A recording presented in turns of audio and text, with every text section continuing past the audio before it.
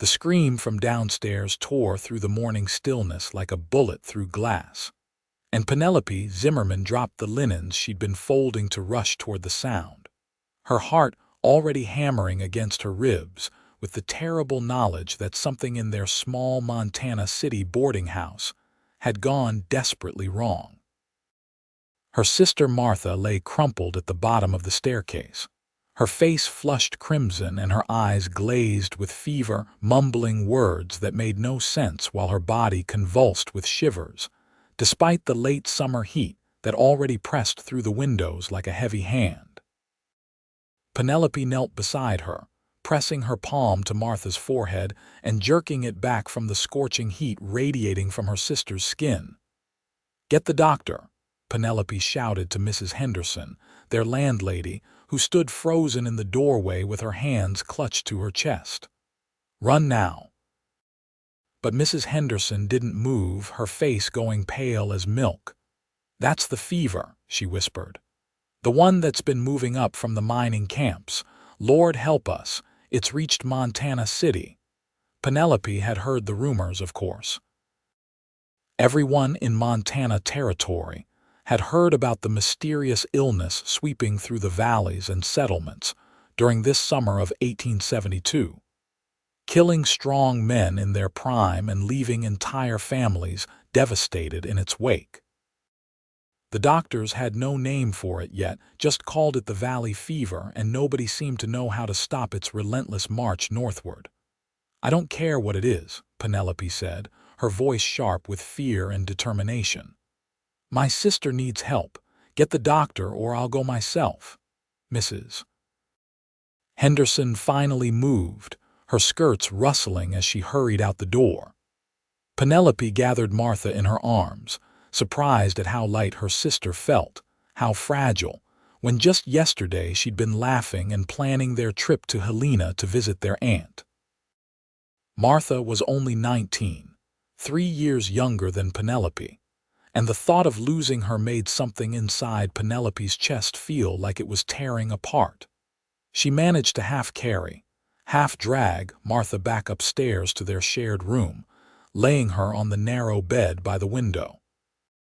Martha's whole body trembled now, her teeth chattering so violently Penelope feared she might bite through her tongue. Penelope covered her with every blanket they owned, then rushed to fill the wash basin with cool water from the pitcher, wringing out a cloth to press against Martha's burning forehead. "Penny," Martha whispered, her eyes struggling to focus. "I'm so cold." "I know, sweetheart, the doctor's coming." "You're going to be fine." But even as Penelope spoke the words, she wondered if they were true. She'd heard too many stories about the fever, about how it burned through people so fast there was barely time to say goodbye. Her hands shook as she continued to bathe Martha's face and neck with the cool cloth, murmuring reassurances she wasn't sure she believed. Dr. Thornton arrived within the hour, his lined face grave as he examined Martha. He was a kindly man in his 60s who'd been practicing medicine in Montana Territory since before Penelope was born. But even his steady hand seemed uncertain as he listened to Martha's labored breathing through his stethoscope. "It's the fever," he confirmed, speaking quietly enough that only Penelope could hear. "We've had 4 cases in town since yesterday. 2 of them didn't make it through the night." Penelope's legs nearly gave out beneath her. "What can we do?" "Keep her cool, get fluids in her when you can, and pray." Dr. Thornton packed his instruments back into his worn leather bag. "I wish I had better medicine to offer, Miss Zimmerman, but the truth is we don't know much about this sickness yet. Some folks pull through, others don't. The ones who survive seem to be the ones who can get through the worst of the fever in the first few days." "I'll take care of her," Penelope said firmly. "Whatever she needs." Dr. Thornton's expression shifted, becoming even more troubled. "Miss Zimmerman, you need to understand what you're saying. This fever is contagious. By staying with your sister, you're almost certainly going to catch it yourself.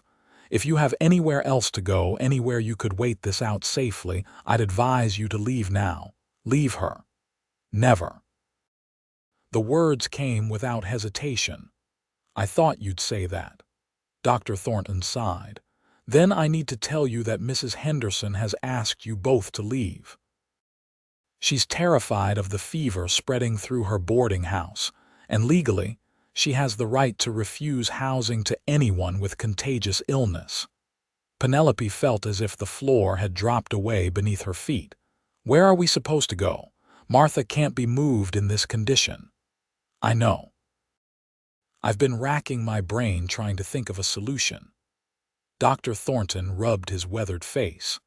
"There's the old quarantine cabin up near Trapper's Ridge, the one the mining company built a few years back when they had that bout of cholera. It's empty now, isolated enough that you wouldn't be putting anyone else at risk. But it's a hard journey up the mountain, and there'd be no one to help you up there." "Then that's where we'll go," Penelope said, even as her mind reeled at the prospect of taking her desperately ill sister on a mountain journey. "How soon do we have to leave? Mrs. Henderson wants you out before nightfall." Dr. Thornton shook his head in disapproval. "I think it's unnecessarily harsh given your sister's condition, but fear makes people cruel sometimes." Penelope spent the rest of the afternoon in a blur of desperate preparation. She packed their belongings with trembling hands, sorted through their meager savings to buy supplies from the general store, and tried not to think about how she was going to get Martha up a mountain when her sister could barely lift her head from the pillow.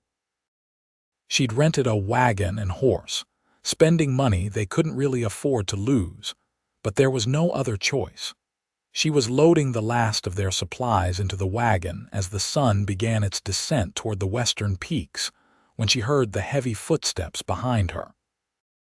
She turned to find a man standing there, backlit by the golden afternoon light in a way that made him look almost like a figure from a painting. He was tall, well over 6 feet, with shoulders so broad they seemed to block out the sky behind him. His hair fell to his shoulders in waves of dark brown, sun-streaked with gold, and his face was all hard angles and weathered tan skin. But it was his eyes that caught her attention, gray as a winter storm and fixed on her with an intensity that made her breath catch. He wore buckskin clothes that marked him as someone who spent more time in the mountains than in town, and his muscled forearms showed below his rolled sleeves as he crossed his arms over his chest. "You Penelope Zimmerman." His voice was deep, rough around the edges like wind over stone. "I am." "Who's asking?" "Name's Caleb Quinn. Doc Thornton sent me." He moved closer, and she could see the concern etched into his features despite the gruffness of his manner. "Heard you're planning to take your sick sister up to the quarantine cabin." "That's right. Mrs. Henderson wants us out, and I won't leave Martha in town where she might infect others anyway." Caleb shook his head slowly. "That's a fool's errand going up there alone. You ever driven a wagon up a mountain trail? Ever handled a sick person through the worst of a fever?" Penelope lifted her chin, refusing to let him see how terrified she was. "I'll manage. I don't have much choice." "There's always choices." Caleb uncrossed his arms and stepped closer to the wagon, examining her packing job with a critical eye. "Doc says you're a brave woman, staying with your sister when you know you'll likely catch the fever yourself. Says you're the kind of stubborn that won't listen to sense. He figured you'd need help whether you wanted it or not." "I can't pay you," Penelope said quickly. "Whatever the doctor told you, I can't afford a guide or a nurse or whatever you're offering." "Didn't ask for payment." Caleb started rearranging the supplies in the wagon with efficient movements, rebalancing the load in ways that Penelope could immediately see made more sense. "I've got a cabin up near Trapper's Ridge, been living up there for the better part of 3 years. Know these mountains better than most men know their own property.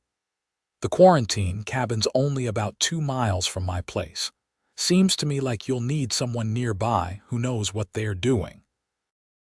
"Why would you help us?" Penelope watched him work, confused by this strange mountain man who'd appeared out of nowhere offering assistance. "You don't know us. You'll be exposing yourself to the fever." Caleb paused in his work, turning to look at her with those storm-gray eyes. "Had the fever when it swept through the mining camp near Helena 3 weeks back. Survived it.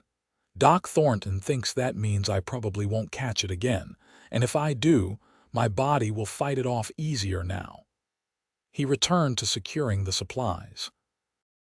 "As for why I'm helping, let's just say I don't like the idea of 2 women trying to survive alone on the mountain when I've got the means to assist." Before Penelope could respond, a weak voice called from the boarding house doorway. "Penny, what's happening?" Martha had somehow dragged herself out of bed and to the front door, leaning heavily against the frame. Her face was still flushed with fever, her nightgown soaked with sweat, and she looked barely conscious. Penelope rushed to her side, supporting her weight as Martha's legs threatened to buckle. "We're leaving, sweetheart," Penelope said gently. "Going somewhere safe where you can recover." Caleb appeared beside them, and before Penelope could protest, he'd scooped Martha into his arms as if she weighed no more than a child. Martha's eyes widened in confusion and fear, but she was too weak to struggle as Caleb carried her to the wagon and settled her carefully onto the nest of blankets Penelope had prepared in the back. "She needs to be kept as comfortable as possible during the ride," Caleb said, adjusting the blankets around Martha with a gentleness that seemed at odds with his rough appearance. "The trail gets rough in places. You'll need to ride back here with her, keep her steady." "What about driving the wagon?" "I'll handle that." Caleb moved to the front of the wagon, checking the horse's harness with the practiced ease of someone who'd done it 1,000 times. "We need to leave now if we want to make it before full dark. The trail's dangerous enough in daylight." Penelope wanted to argue, wanted to maintain some control over this situation that was spiraling further from her grasp with each passing moment. But Martha moaned softly from the wagon bed, and Penelope knew she didn't have the luxury of pride. She climbed into the back of the wagon, settling beside her sister and cradling Martha's head in her lap. Caleb clicked to the horse, and the wagon lurched into motion. Penelope took one last look at the boarding house where they'd lived for the past 6 months, at the town of Montana City, spread out along the valley floor. She had no idea when or if she'd see it again. Then she turned her attention to Martha, stroking her sister's sweat-dampened hair and trying to project a calm she didn't feel. The journey up the mountain was every bit as difficult as Penelope had feared. The trail quickly turned from a well-worn road to a narrow track that wound between towering pines and jutting rocks. The wagon jolted over roots and stones, and Penelope had to brace herself constantly to keep from being thrown around the back. She held Martha as steady as she could, murmuring reassurances when her sister cried out in confusion or pain. Through it all, Caleb guided the wagon with steady competence, his broad shoulders set, and his attention never wavering from the treacherous path ahead. Several times they had to stop so he could clear fallen branches or guide the horse around particularly dangerous spots. He worked quickly and efficiently, his muscled arms making short work of obstacles that would have stopped Penelope cold.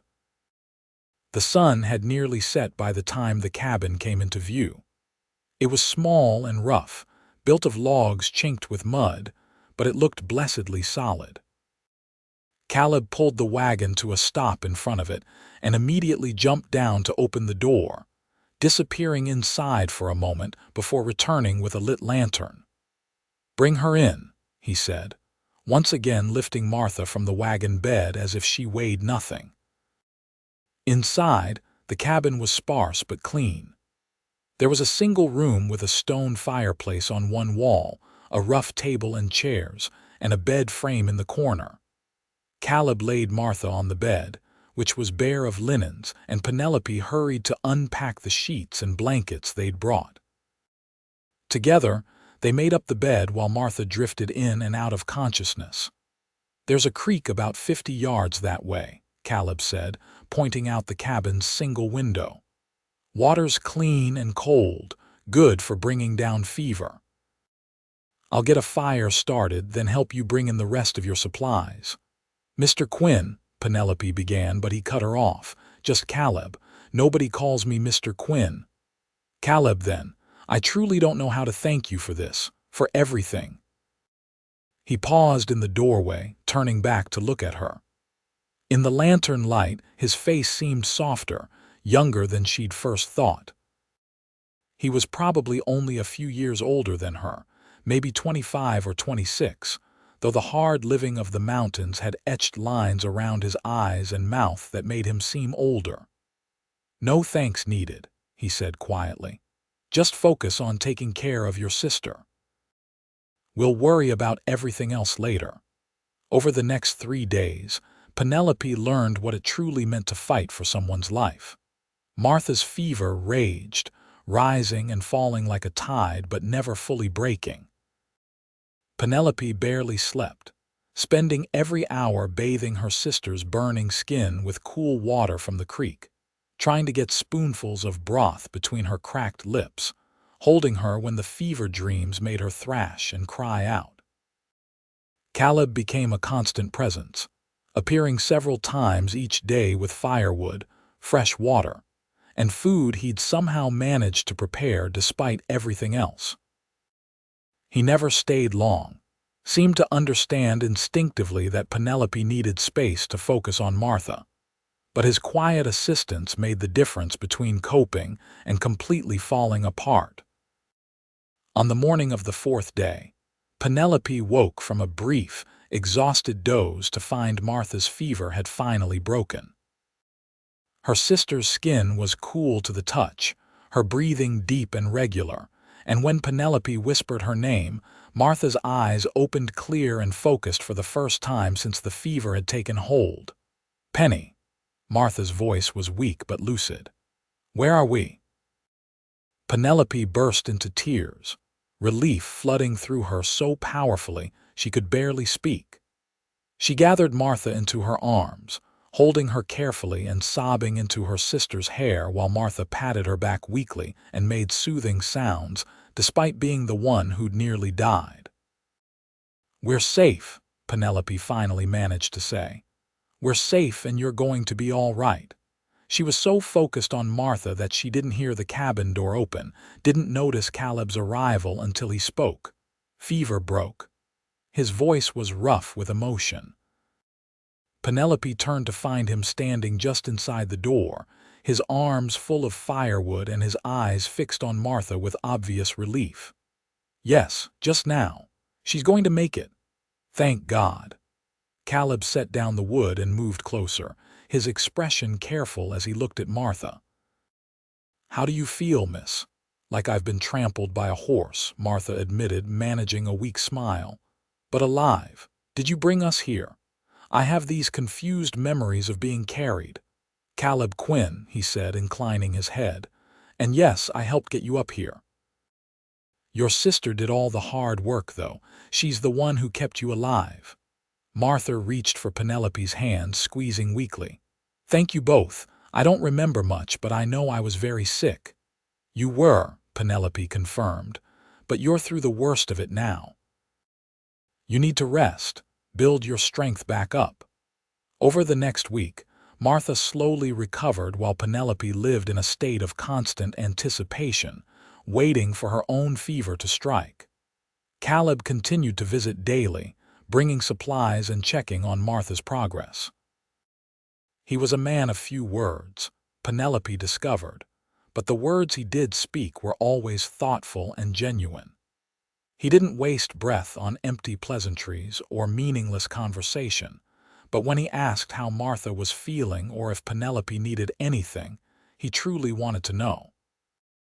Martha noticed the way Penelope's eyes followed Caleb when he moved around the cabin, the way her sister's voice softened slightly when she spoke to him.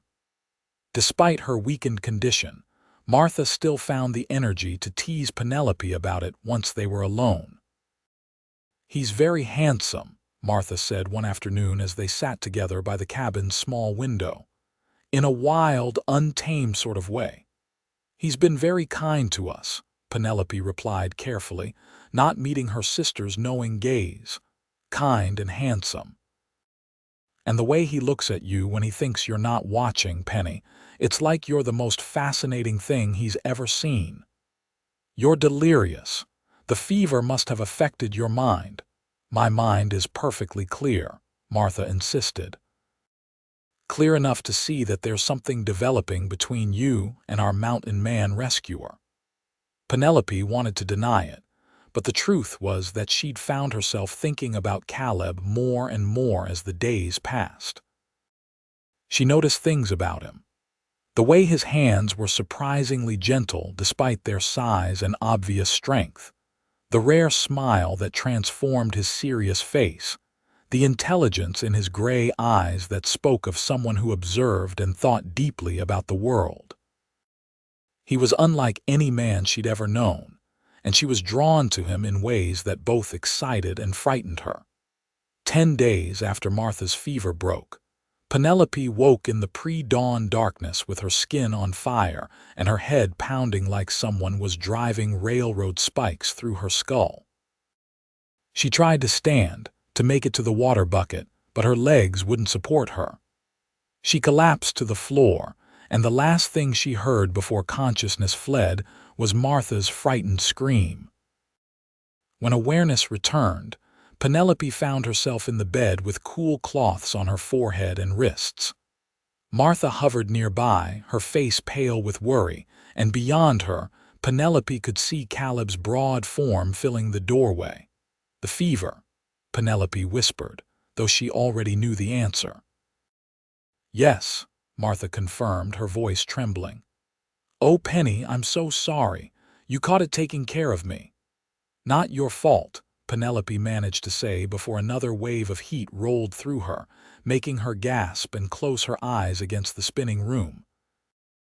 Over the next hours and days, Penelope drifted in and out of consciousness. Her memories of this time would forever be fragmented.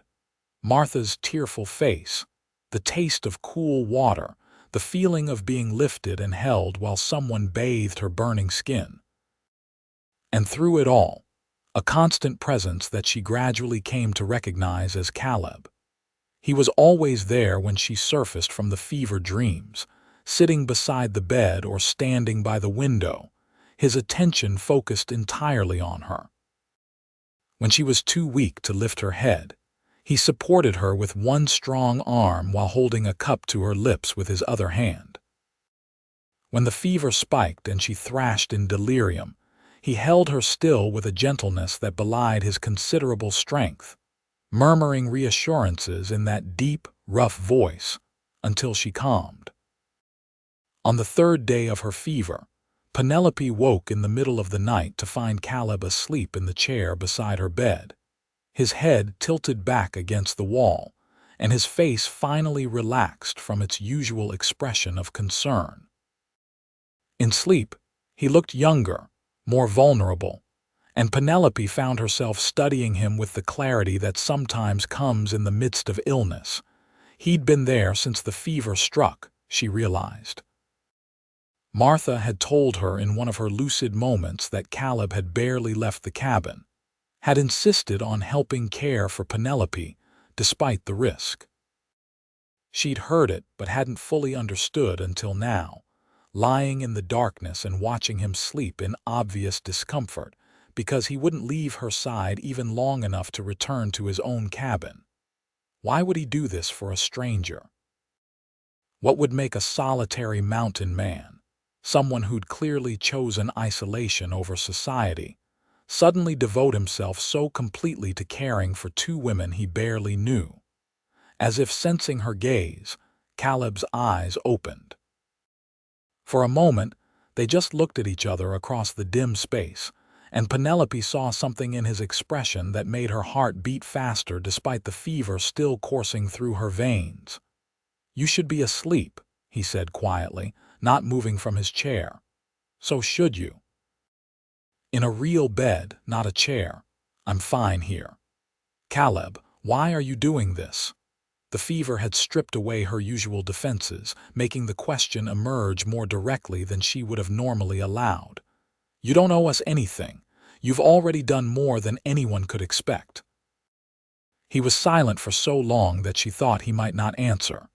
Then he leaned forward, his elbows on his knees, and looked at her with those storm-gray eyes that seemed to see right through her. "I spent 2 years in the war," he said finally. "Came back in 1867 to find my family's farm sold off for debts. My parents dead from cholera while I was gone, and my younger sister married off to some man I'd never met who'd moved her to California. Everything I'd been fighting to protect, to get back to, was just gone." He paused, and Penelope waited, sensing that this was something he rarely spoke about. "I came to the mountains because I didn't see the point in being around people anymore," Caleb continued. "Figured I'd just live out here, be self-sufficient, not let myself care about anyone or anything again. And that worked fine for a while. But then Doc Thornton told me about you and your sister, about how you wouldn't leave Martha even knowing you'd catch the fever, and something in me just snapped awake. I saw you loading that wagon, saw the determination in your eyes and the fear you were trying so hard to hide, and I thought, maybe there's still something worth caring about in this world. Maybe there are still people worth helping. So you're doing this to prove you can still care about people." Penelope asked softly. "No." Caleb's voice dropped even lower. "I'm doing this because the moment I saw you, something inside me recognized something inside you, like calling to like, and I realized I didn't want to be alone anymore if there was even the smallest chance you might feel the same way." Penelope's breath caught. Even through the fog of fever, the significance of his words crashed over her. This strong, solitary man had just laid his heart bare for her, admitted feelings that clearly terrified and confused him. She wanted to respond, to tell him that yes, she felt it too, that connection he'd spoken of. But before she could find the words, another wave of fever heat rolled through her and she gasped, pressing back against the pillow. Caleb was on his feet instantly, his hand gentle on her forehead. "You're burning up again. I need to cool you down." He worked with swift efficiency, bathing her face and arms with cool water, adjusting the blankets, holding her steady when the chills started despite the fever heat. And as he cared for her, Penelope understood something important. This was how Caleb showed love. Not through flowery words or grand gestures, but through steady, devoted presence and tender care. Her fever broke on the 4th day, just as Martha's had. Penelope woke to find pale sunlight streaming through the window and her skin finally cool to the touch. Martha was asleep in the chair, and Caleb stood by the window, his profile etched against the morning light. "Caleb," she whispered, her voice hoarse from days of fever. He turned immediately, crossing to the bed in 3 long strides. "Thank God," he breathed, and there was such raw relief in his voice that Penelope felt tears spring to her eyes. "How do you feel?" "Weak, wrung out, but better. The fever's gone." "Yes." He knelt beside the bed, bringing himself to her eye level, and reached out to brush a strand of sweat-dampened hair from her face. His hand lingered there, cupping her cheek with a tenderness that made her heart ache. "You scared me. You were sick longer than Martha, and the fever was higher. I thought we might lose you.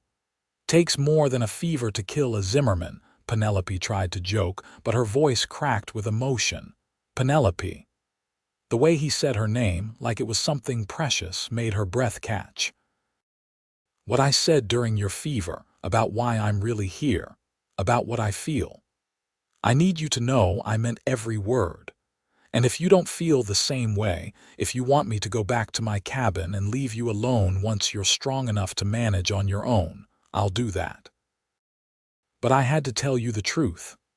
I don't want you to leave, Penelope said, reaching up to cover his hand with her own. I feel it too, Caleb. That connection you talked about, I've felt it since the first moment I saw you. I thought I was going crazy, feeling so drawn to someone I'd just met, but now I understand. Some things don't need time to develop. Some things just are. The smile that spread across Caleb's face transformed him completely, lighting up his features with such joy that Penelope couldn't help but smile back despite her exhaustion. He leaned in slowly, giving her time to pull away if she wanted, and pressed a gentle kiss to her forehead. "Get some rest," he said softly. "We'll talk more when you're stronger." Recovery was slow for Penelope, but not nearly as frightening as it might have been because Caleb was there every step of the way. As her strength gradually returned, he helped her take her first shaky steps around the cabin, supported her when she insisted on walking outside to feel the sun on her face, and sat with her by the fire in the evenings while Martha dozed in the bed. They talked during those evening hours, really talked, sharing stories about their lives and dreams in a way that felt both natural and profound. Penelope learned that Caleb had been a teacher before the war, that he'd always loved books and learning despite his rough exterior. He'd come west not just because his family was gone, but because he'd needed to find himself again, to rediscover who he was beyond the soldier he'd been forced to become. "I thought I'd lost that part of myself," he admitted one night as they sat close together, watching the fire dance. "The part that could read poetry and appreciate beauty and believe in things like love and connection. The war burned it out of me, or so I thought. But then you happened. I'm not sure I've done anything except nearly die of fever," Penelope said wryly. "You reminded me what it feels like to care about someone," Caleb corrected, reaching for her hand. His palm was calloused and rough, but his touch was infinitely gentle. "You reminded me that there's still goodness in the world worth fighting for, worth living for." Penelope laced her fingers through his, marveling at how right it felt, how perfectly their hands fit together. "I was so lost before this happened," she confessed. "Martha and I have been drifting for 2 years, ever since our parents died. Going from town to town, taking whatever work we could find, never really settling anywhere. I was starting to wonder if we'd ever have a real home again, or if we'd just keep wandering forever." "What would home look like to you?" Caleb asked. "If you could have anything you wanted, what would it be?" Penelope thought about it, looking around the small cabin that had become such a refuge. "Somewhere safe. Somewhere permanent with people who care about us. A place where Martha could maybe meet a good man and start a family, and where I could just breathe without constantly worrying about money and survival." She paused, then added softly, "And maybe someone to share it with. Someone steady and kind and strong enough to weather whatever storms come." "That doesn't seem like too much to ask for," Caleb said, his voice low and intense. "In fact, it sounds a lot like something I could help you build." Penelope turned to look at him, her heart pounding. "What are you saying?" "I'm saying that my cabin is twice the size of this one, with good land around it. I hunt and trap enough to make a decent living, and I've got money saved from my years up here. I'm saying that I came to these mountains to be alone, but I don't want to be alone anymore. Not if there's a chance you might want to stay. You and Martha both. You'd be safe there, provided for. And if you felt the same way about me that I feel about you, well, then maybe we could build something more than just a safe place to live. Caleb Quinn, are you proposing to me?" Penelope asked, half laughing and half crying at the same time. "Not yet," he said seriously. "You've just recovered from a near-fatal fever. I'm not going to rush you into anything, but I'm declaring my intentions, Penelope Zimmerman. I'm telling you that I'm courting you properly, and that when enough time has passed for you to be sure of your own feelings, I'm going to ask you to be my wife. And I wanted you to know that ahead of time so you could tell me now if I'm wasting both our time. Penelope felt tears streaming down her face, but they were good tears, happy tears, the kind she hadn't cried in longer than she could remember. "You're not wasting anything," she whispered. "I already know what my answer will be, but I appreciate you giving me time to be certain." He pulled her close then, wrapping his strong arms around her and holding her against his broad chest while she cried out all the fear and relief and joy of the past weeks. She could feel his heart beating steady and strong beneath her cheek, and she thought that this must be what safety felt like. What home felt like. Martha woke up then, her eyes opening to find them embracing by the firelight. "Well," she said cheerfully, "it's about time you two figured this out. I was beginning to think I'd have to lock you in a closet together." They all laughed at that, and the tension broke into something lighter, easier.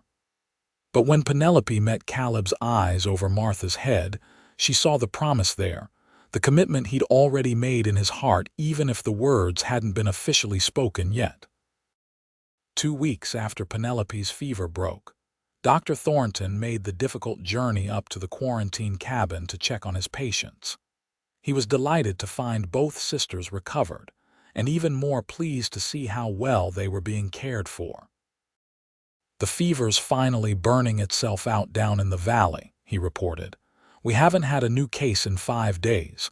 People are starting to breathe easier, thinking maybe the worst has passed." He looked meaningfully at Caleb. "You did good work up here, Quinn. These ladies are alive because of you." "They're alive because they're fighters," Caleb corrected. "I just provided support." "Humble as always," Dr. Thornton said with a smile. He examined both Martha and Penelope thoroughly, pronouncing them fully recovered though still needing time to rebuild their strength. "You're no longer contagious, so you could return to town if you wanted, though I imagine Mrs. Henderson isn't eager to have you back at the boarding house." "We won't be going back there," Penelope said firmly, and she felt Caleb's hand find hers, their fingers interlacing. "We've found a better situation." Dr. Thornton's eyes twinkled as he noticed their joined hands. "Is that so? Well, I can't say I'm surprised. I had a feeling something like this might develop. You two seemed well matched from the start." Before leaving, Dr. Thornton pulled Caleb aside for a private word. Penelope couldn't hear what was said, but she saw Caleb nod seriously, saw the doctor clap him on the shoulder like a father might. When Caleb returned, his expression was thoughtful. "What did he say?" Penelope asked. "He said that sometimes the worst events in life lead to the best outcomes, that maybe the fever happened so that we could find each other." Caleb pulled her close, his arms coming around her waist. "And he told me not to let you get away." "I'm not going anywhere," Penelope promised, rising on her toes to kiss him softly. It was their first real kiss, sweet and gentle and full of promise. When they finally pulled apart, Martha was watching them with unabashed delight. "Finally," she exclaimed. "I thought you two would never get around to that." The next day, Caleb took them to see his cabin. It was a beautiful ride through the mountains, following a winding trail through pine forests and mountain meadows.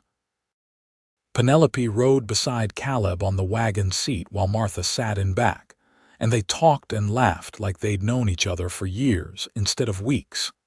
Caleb's cabin was indeed larger than the quarantine cabin, a solid structure built with obvious care and skill.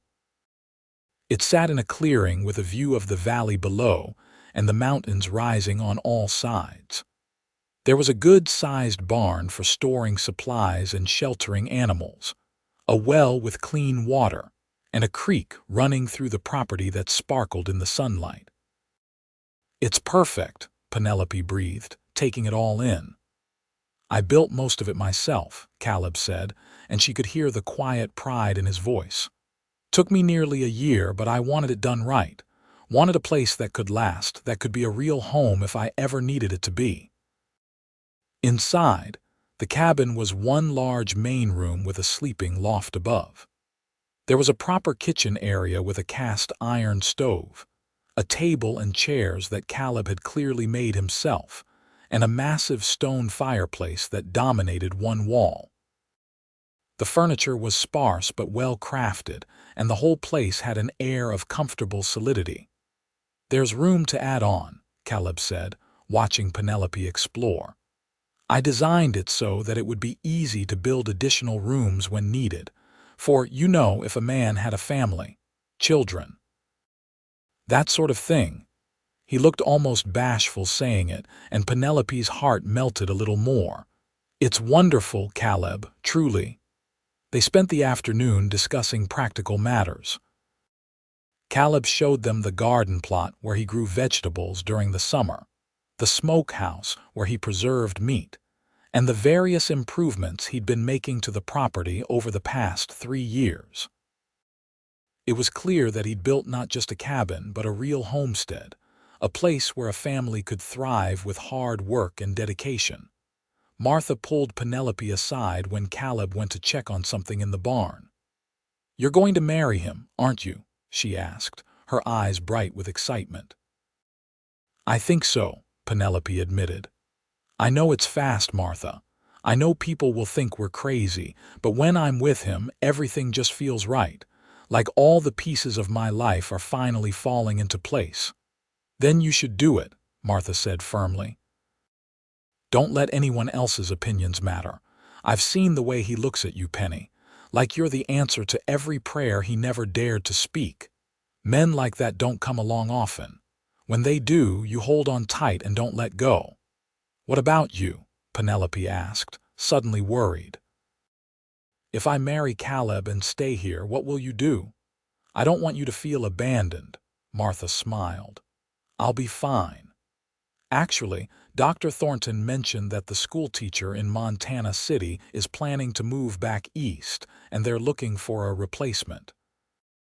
I used to help Mother teach before she died, remember? I thought I might apply for the position.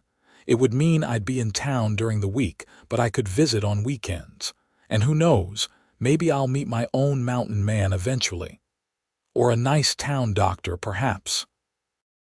Penelope teased, remembering how Martha's face had flushed when Dr. Thornton examined her. "He's far too old for me," Martha protested, but her cheeks turned pink. "Besides, he's just been kind, that's all. Whatever you say, little sister."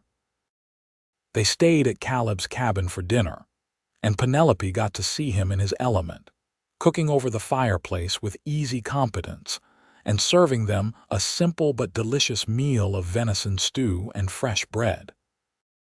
Watching him move around the kitchen, his movements economical and sure, Penelope could easily imagine a lifetime of evenings like this. Could imagine children playing by the fire while she and Caleb worked together to prepare meals and build a life.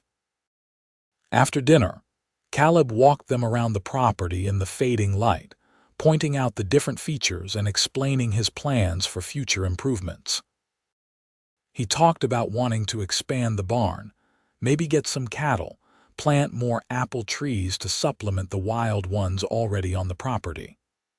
He spoke about the future with such certainty, such vision, and Penelope realized that he was showing her what their life together could look like. "I want you to be sure," Caleb said as the 3 of them sat on the cabin's front porch watching the sun set over the mountains. "I know we haven't known each other long, and I know mountain life is hard. Winters up here are brutal, and we'd be isolated for months at a time.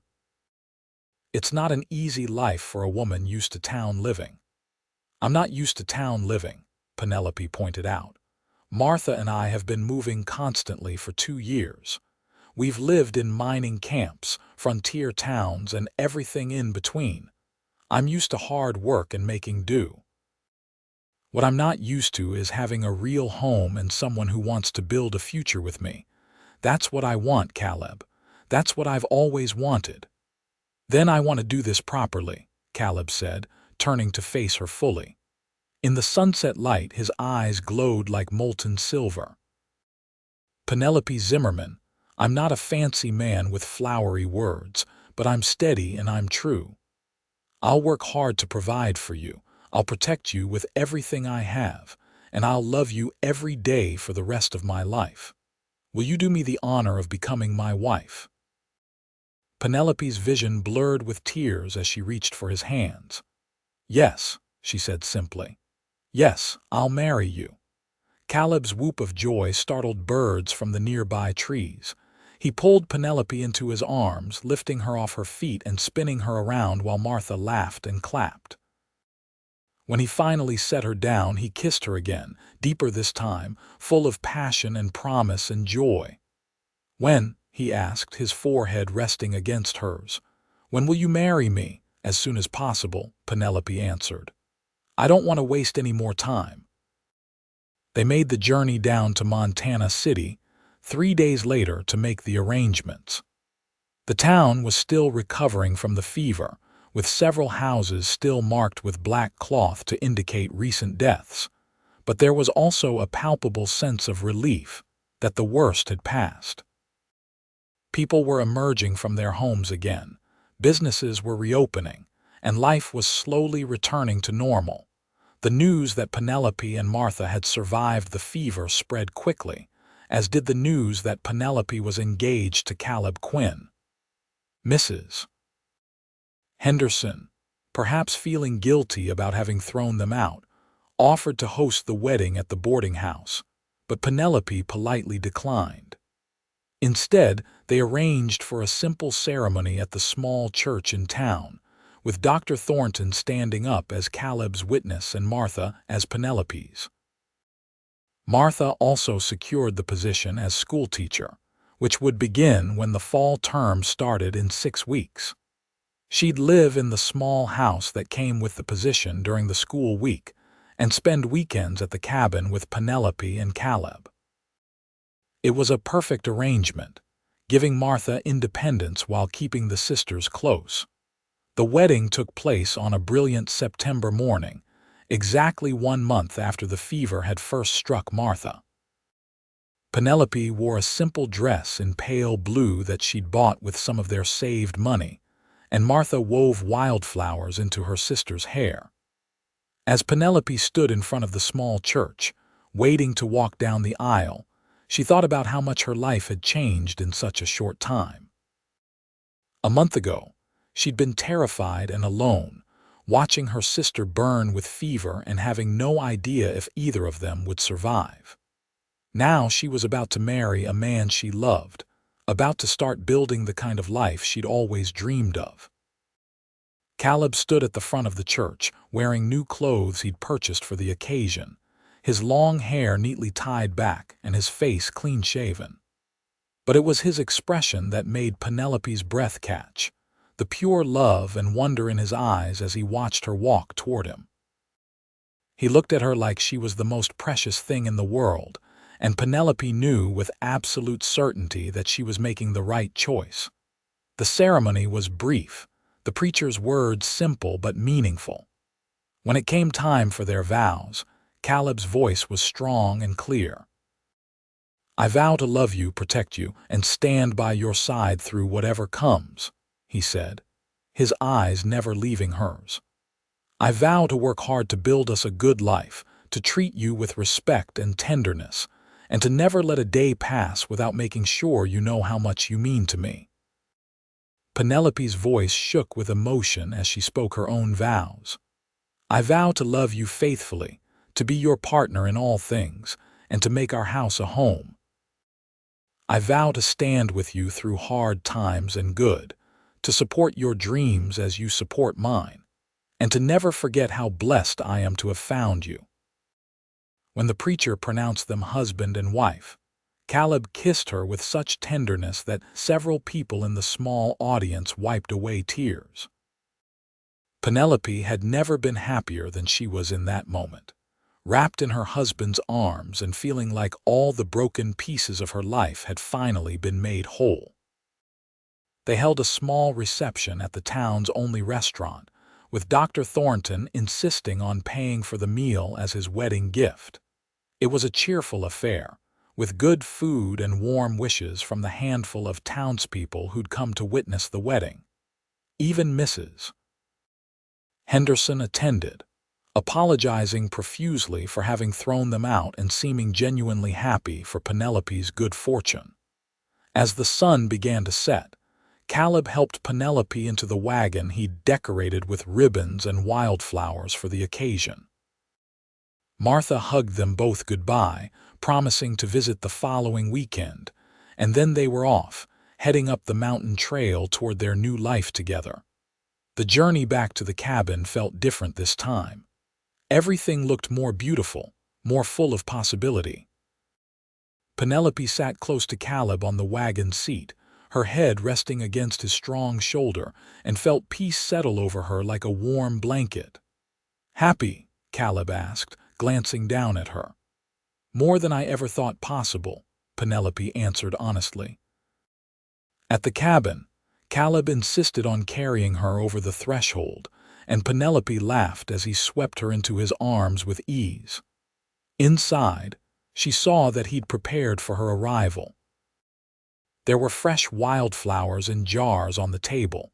The bed had been made with new linens, and he'd even hung curtains in the windows, something she'd mentioned wanting during one of their conversations. "You did all this?" she asked, moved by his thoughtfulness. "I wanted you to feel at home right away," Caleb said, setting her down gently. "This is your house now, Penelope. Our house. I want you to change anything you don't like, add anything you want, make it reflect you." That night, as they lay together in their marriage bed, Penelope marveled at how safe and loved she felt in Caleb's arms. He was so gentle with her, so attentive to her needs and responses, making their first joining as husband and wife an experience full of tenderness and passion. Afterward, as she lay with her head on his broad chest and his fingers tracing lazy patterns on her back, she thought about the strange journey that had brought them together. "You think the fever happened for a reason?" she asked sleepily. "I know that sounds strange, and I wouldn't wish that sickness on anyone, but if Martha hadn't gotten sick, if we hadn't been forced to come up here, we never would have met." "I've thought about that too," Caleb admitted. "Dr. Thornton said something similar. And while I'd never call illness a blessing, I can't help but be grateful for how things turned out. You're my wife now, Penelope. The fever brought you to me, and I'm going to spend the rest of my life making sure you never regret choosing to stay." "I could never regret it," Penelope said, tilting her head to kiss him. "This is exactly where I'm meant to be." Life on the mountain was hard work, just as Caleb had warned, but Penelope thrived in ways she never had in town. She threw herself into making the cabin a true home, sewing new curtains, braiding rugs for the floors, and organizing the kitchen to her satisfaction. She learned to help Caleb with the endless tasks required to maintain their homestead. Tending the garden, preserving food for winter, mending clothes and tools, and 100 other jobs that filled their days.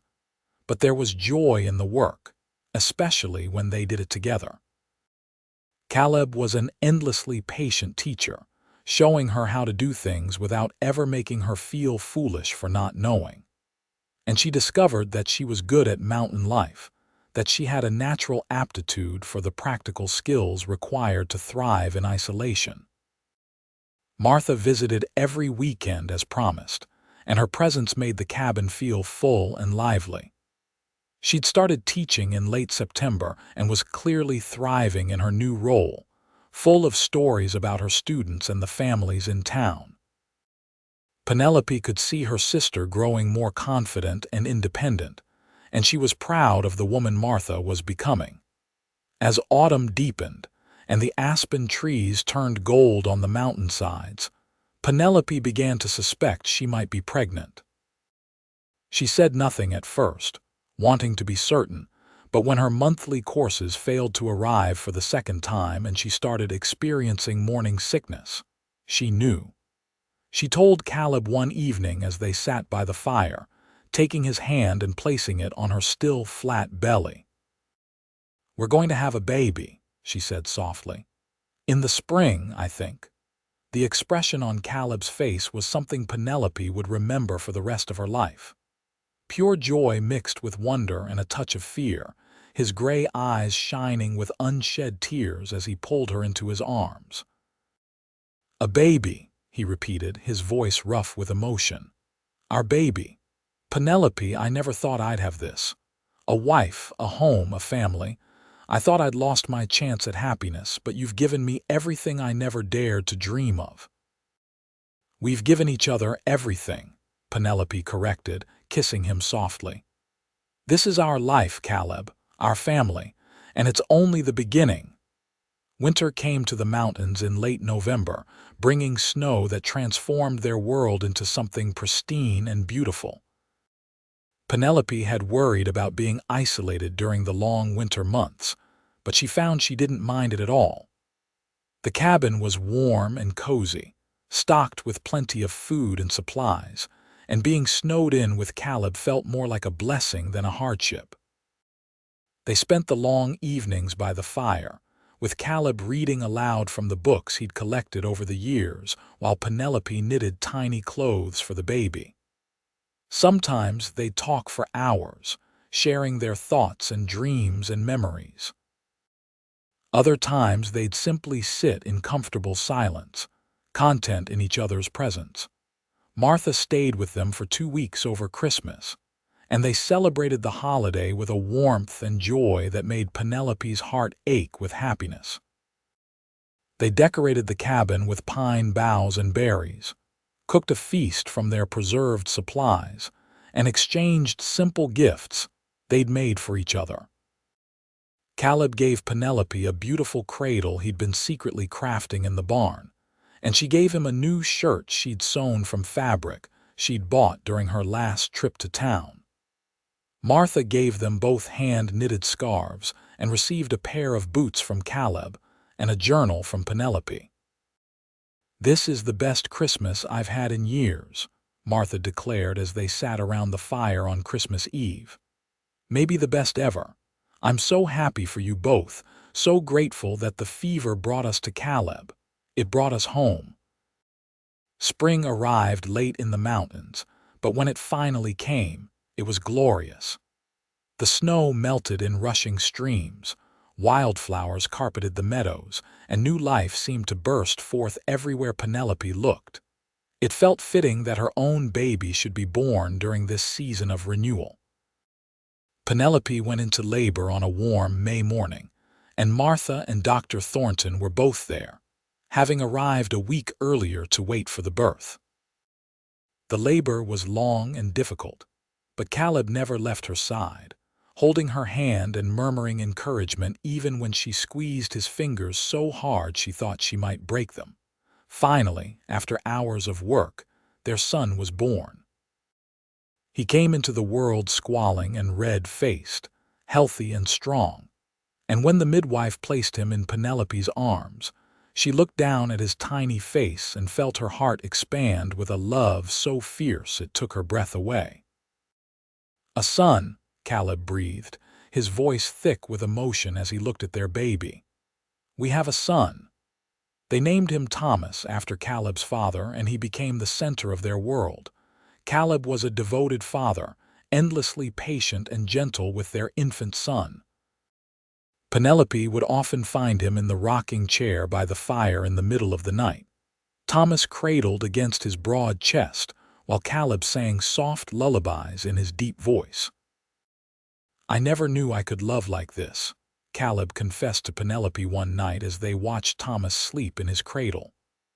"I thought I knew what love was when I married you, but this, having a child, it's opened up something even deeper in my heart." "I know exactly what you mean," Penelope said, leaning against him. "Sometimes I look at him and I can barely breathe from how much I love him, from how much I love both of you.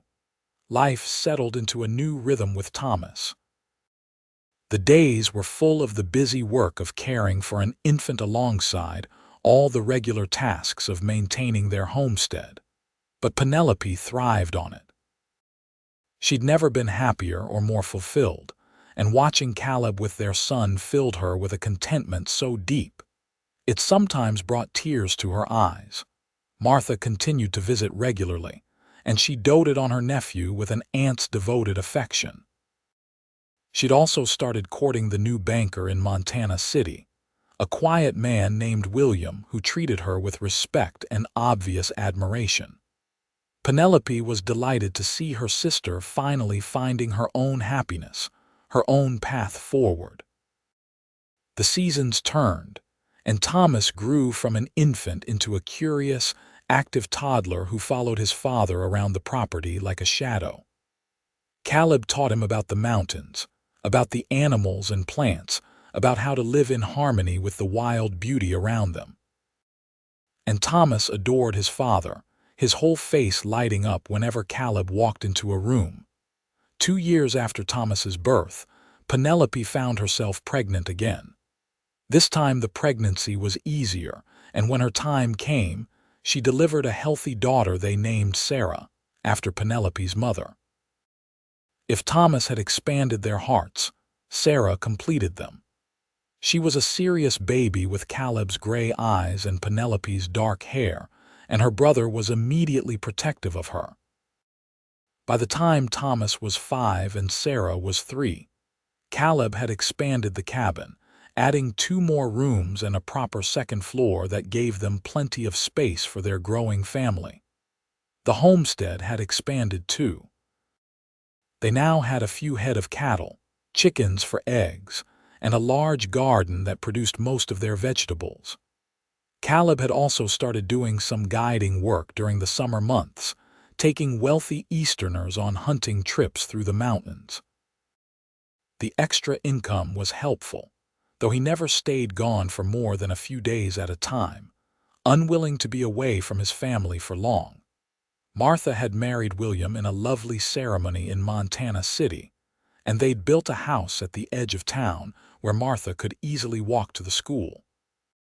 She was pregnant now with her first child, glowing with happiness and excited about becoming a mother.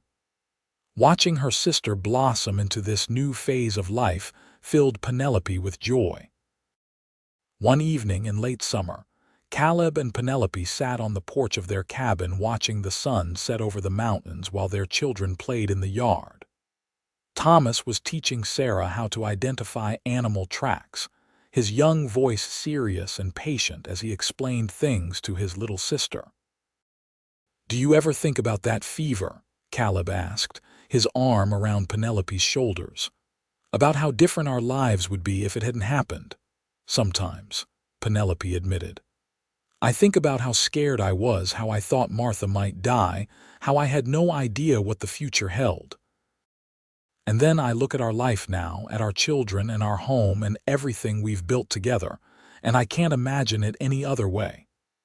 "The fever swept through the valley and changed everything," Caleb said thoughtfully. "It killed people, destroyed families, brought so much pain. But it also brought you to me. It gave me a reason to care again, to live again. And I know it's selfish to be grateful for something that caused so much suffering, but I can't help it. That fever gave me my life back. It gave me you. You saved us," Penelope said, turning to look at her husband. Even after years together, his face still had the power to make her heart skip a beat. "You quarantined us safely, brought us through the worst of it, and then you loved us. You gave Martha and me the home we'd been searching for, the family we'd lost. You gave us everything." "No," Caleb said, pulling her closer and pressing a kiss to her forehead. "We gave each other everything. That's what love is, Penelope. Not one person saving another, but 2 people choosing to face life together, to build something beautiful out of whatever circumstances bring them together." As if to punctuate his words, Thomas ran up to the porch, his face excited. "Papa, Mama, look. Sarah found a caterpillar, Come see." They stood together, hands clasped, and walked down to where their daughter crouched in the grass, carefully examining the caterpillar crawling across her small palm. The mountains rose around them, solid and eternal, and the evening air was sweet with the scent of pine and wildflowers. This was their life now. This was home. And as Penelope stood there surrounded by her family, by the love and joy and simple beauty of the moment, she sent up a silent prayer of thanks. For the fever that had brought them together, for the mountain man who had saved them, and for the love that had grown from those desperate days into something richer and deeper than she ever could have imagined. The years continued to flow by like the creek that ran through their property, steady and sure. Thomas grew tall and strong, clearly taking after his father with his broad shoulders and serious gray eyes. He loved the mountains as much as Caleb did and spent hours exploring the wilderness with his father, learning to track and hunt and read the land. Sarah was quieter, more studious, but equally at home in their mountain world. She loved to read the books from Caleb's collection and often helped her mother in the kitchen and garden, her small hands capable and quick. When Thomas was 10 and Sarah was 8, Penelope gave birth to twin boys, Daniel and David. Their arrival threw the household into cheerful chaos, with 2 babies requiring constant attention and everyone pitching in to help. Thomas took his role as big brother seriously, often carrying one twin or the other around the property while Penelope tended to the other. Sarah loved to sing to her baby brothers, her sweet voice soothing them when they fussed. Martha and William now had 3 children of their own, 2 daughters and a son, and the cousins grew up close despite the distance between their homes. Summer visits and holiday celebrations kept the family tightly knit, and Penelope treasured watching her children grow up surrounded by love and extended family. Caleb's guiding business had grown steadily, and he'd become known throughout Montana Territory as one of the best wilderness guides available. He was sought after by wealthy sportsmen and even by scientists who wanted to study the mountain's flora and fauna. The income allowed them to make improvements to the homestead and to save money for their children's futures.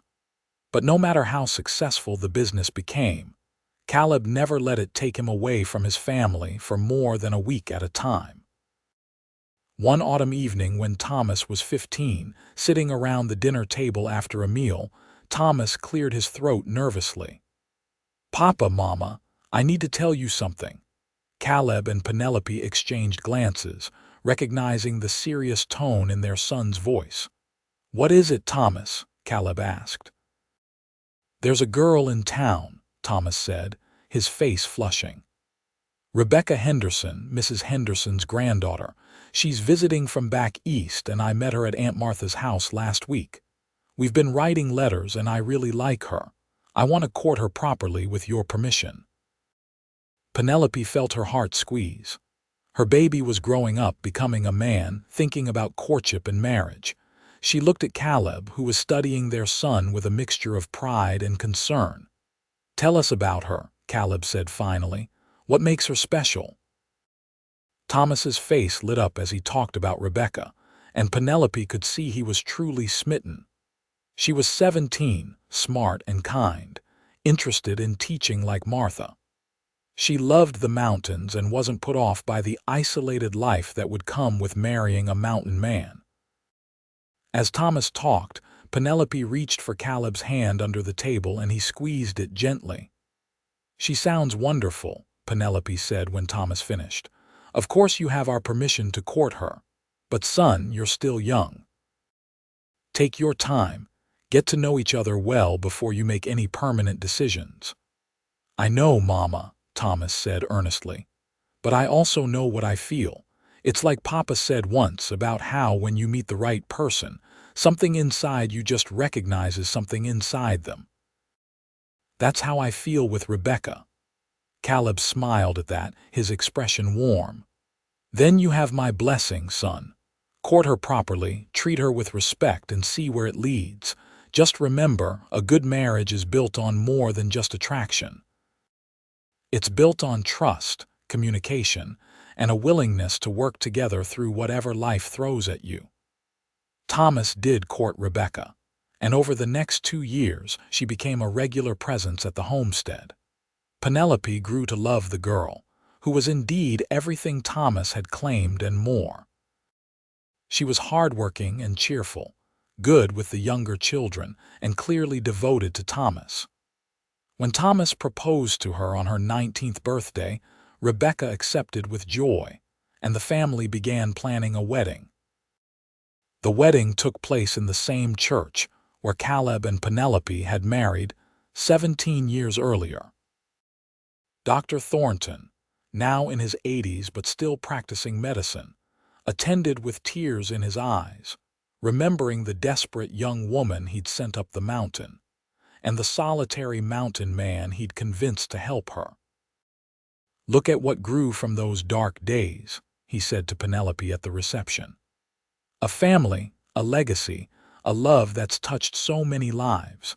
The fever brought death and suffering, but it also brought life and joy. That's the way of things sometimes, I suppose." Caleb and Penelope built a small cabin for Thomas and Rebecca on their property, close enough for family support but far enough for privacy.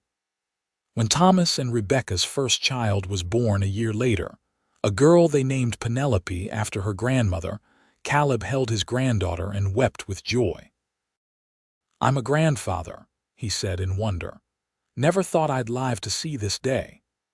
"And you're wonderful at it already," Penelope said, watching him cradle the baby with the same gentle strength he'd shown with their own children. They were in their early 40s now, with gray threading through Caleb's dark hair and fine lines around Penelope's eyes, but their love had only deepened with time. Sarah eventually went to Helena to attend the territorial normal school, determined to become a teacher like her aunt. She excelled in her studies and returned to Montana City to teach at her aunt's school. She met a young lawyer there, a good man named James who won both her heart and her parents' approval. They married in a lovely ceremony and settled in Montana City, close enough to visit regularly. The twins, Daniel and David, grew into young men who loved the mountains as much as their father and brother. They worked alongside Caleb in the guiding business, and together the three of them built the business into the most successful outfit in Montana Territory.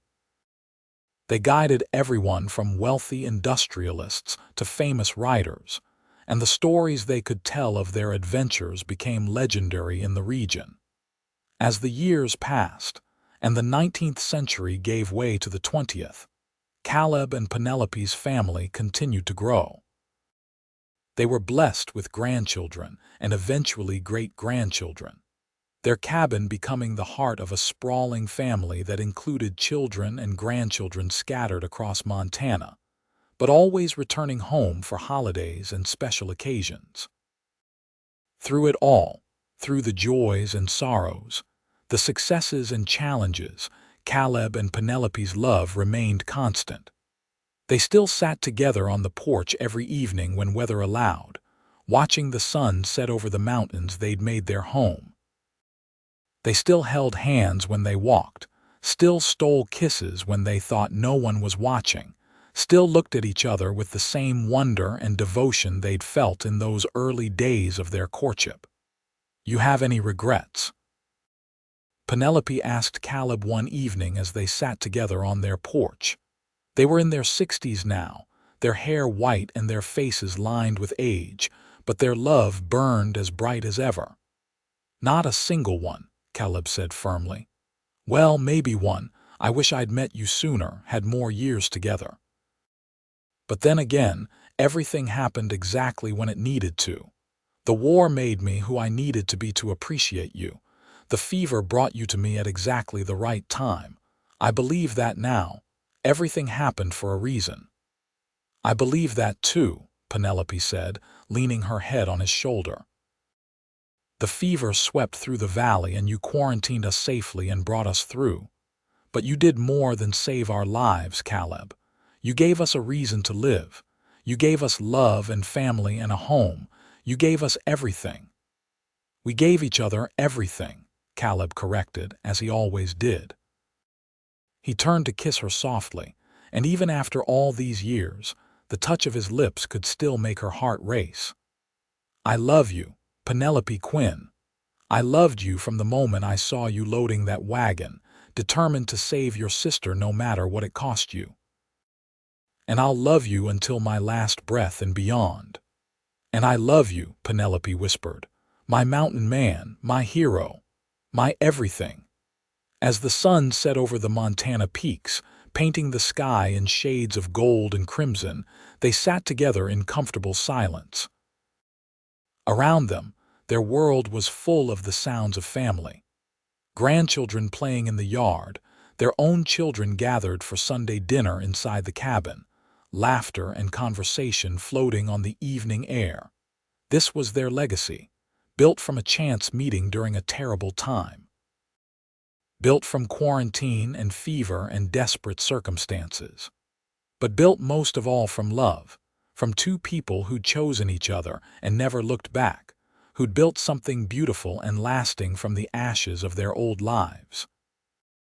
The mountains stood eternal around them, and Caleb and Penelope sat together in the home they'd made, surrounded by the family they'd created, living proof that sometimes the darkest moments lead to the brightest futures. The fever had swept through the valley all those years ago, bringing death and devastation, but it had also brought them together, and from that terrible time had grown a love story for the ages, a family that would endure for generations, and a happiness neither of them had ever dared to dream possible. As night fell softly over their mountain home, Caleb pulled Penelope closer, and she rested her head over his heart, listening to its steady beat. Tomorrow would bring new challenges, new joys, new moments to treasure. But for now, in this perfect moment, they had everything they'd ever needed. Each other, their family, and the enduring love that had sustained them through everything life had thrown their way. The fever had brought them together, but love had made them whole. And that, Penelope thought as sleep began to claim her, was the greatest blessing of all. Their story had started with fear and sickness and uncertainty, but it had become something beautiful, something lasting, something worth every moment of struggle it had taken to build. This was their happily ever after, hard-won and deeply cherished, and it was more than either of them had ever dared to hope for in those dark days when the fever swept through the valley and changed their lives forever.